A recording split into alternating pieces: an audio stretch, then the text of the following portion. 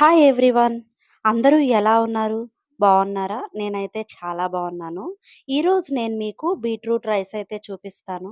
ఏంటో ఒకసారి రాజ్మా రైస్ అంటది, ఒకసారి క్యాబేజీ రైస్ అంటది అనుకుంటున్నారా? పిల్లలు ఇష్టంగా తినాలంటే ప్రతిదాన్ని ఇలాగా కలర్‌ఫుల్‌గా, క్రియేటివ్‌గా చేయాలి మరి తప్పదు. ముందుగా పాన్ తీసుకొని, కొద్దిగా ఆయిల్ వేసుకొని, కొద్దిగా తరిగి పెట్టుకున్నటువంటి పచ్చిమిర్చి, జీలకర్ర వేసి ఒక్క నిమిషం పాటు వేయించుకోవాలి. ఇది వేగిన తర్వాత కట్ చేసి పెట్టుకున్నటువంటి వెల్లుల్లి తురుము కూడా వేసుకొని కొద్దిగా ఫ్లేవర్ దిగేంత వరకు కూడా ఇటు అటు కలుపుకుంటూ వేయించుకోవాలి. తర్వాత కట్ చేసి పెట్టుకున్నటువంటి ఒక పెద్ద సైజు ఉల్లిపాయ తరుగు వేసుకోవాలి. ఇది బాగా గుండగా కట్ చేశారంటే గనక మీకు అసలు ఫ్లేవర్ తెలీదు. ఇలా ఉల్లిపాయ ముక్కలు కొద్దిగా మీడియం సైజుగా ఉంటేనే బావుంటుంది రైస్‌లోనికి. సో, ఆల్రెడీ ముందుగా తరిగి పెట్టుకున్నటువంటి బీట్రూట్ తురుమునైతే మాత్రం పక్కనుంచుకున్నాను. అలాగే వేడి అన్నాన్ని చల్లారబెట్టుకోవడానికి ఒక పళ్ళెంలో వేసుకున్నాను. ఇవి అన్నీ వేగిన తర్వాత బీట్రూట్‌నయితే ఇందులోనికి యాడ్ చేసుకున్నాననమాట. బీట్రూట్‌ని ఒక 2 నిమిషాల పాటు ఇటు అటు కలుపుతూ కొద్దిగా వేయించుకోవాలి.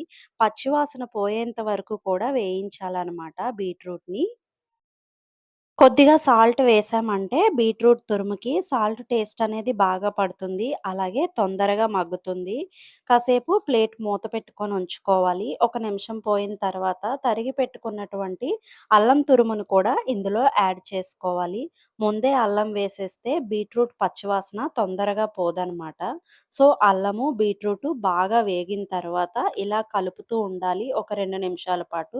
మంటనైతే స్లిమ్‌లో పెట్టుకోండి. లేదంటే బీట్రూట్ రసం వలన అడుగైతే పట్టే ఛాన్సెస్ ఉంటాయి.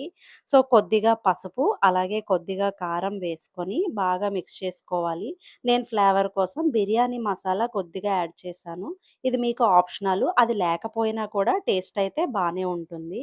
సో, ఇప్పుడు చల్లారిపోయిన అన్నాన్ని దీనికి యాడ్ చేసుకొని బాగా మిక్స్ చేసుకోవాలి.